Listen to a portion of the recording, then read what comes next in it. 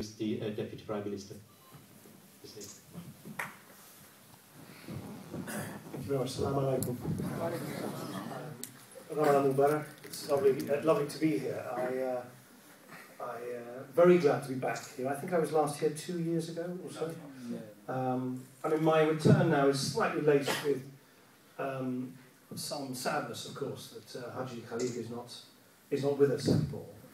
And I'm acutely aware that his loss is sharply felt by many of you. And I think it's important at moments like this to remember what a great service he provided to many people in Sheffield. I really just want to echo a lot of what has already been said, which is that it is, in my view, immensely significant that as our television screens have been filled with the most distressing images of violence, of criminality, of looting, of stealing, of out-and-out theft in other communities in the country, this great city, the fourth largest city in the country, has been, so far at least, almost entirely immune of that kind of strife, that kind of selfishness, and that kind of arbitrary violence and disruption. And I think that is immensely significant. Is this okay?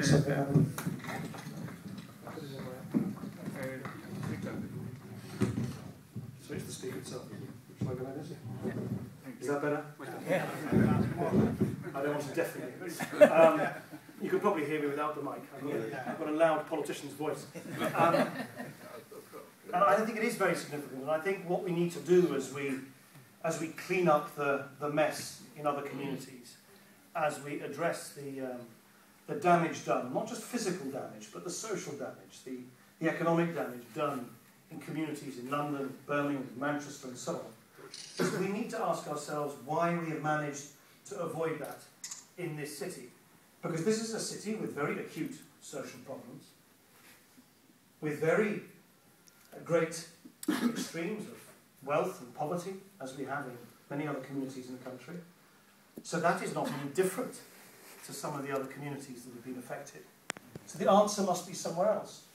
And I think it's too early to come to quick conclusions. I'm giving a speech tomorrow in Liverpool where I will be warning against people jumping to immediate conclusions. I think it's very dangerous when politicians do that, when the media does that. I think, for instance, it was a terrible mistake earlier in the week when commentators in the media seemed to assume that it was only young people.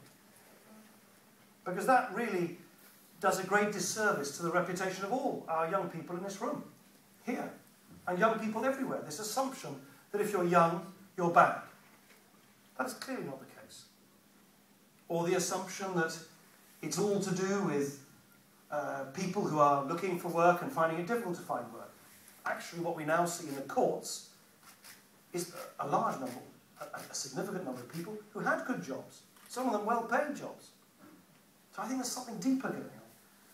And I think we need to ask ourselves, why is it that people, young and old, employed and unemployed, seem to feel that they have no stake in their community?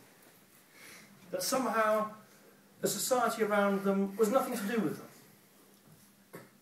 And that they had no connection with their own community. So much so that they didn't care when their own community was being trashed.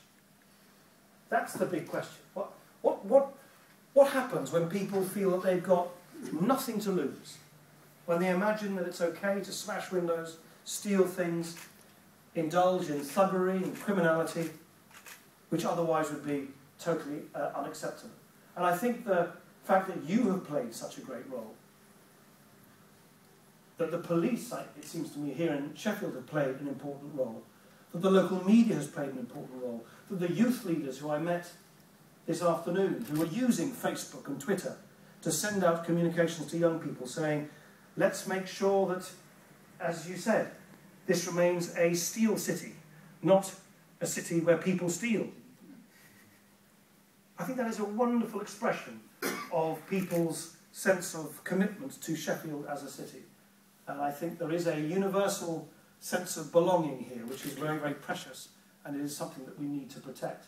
And it is something that I know that you work very hard to protect. So I also wanted to join in providing my own tribute to you, to everything you've done. I'm acutely aware, very aware, as a Sheffield MP, that we are a community and a city which has a lot of challenges. We are a country with enormous challenges. We live in a world of great uncertainty, great insecurity.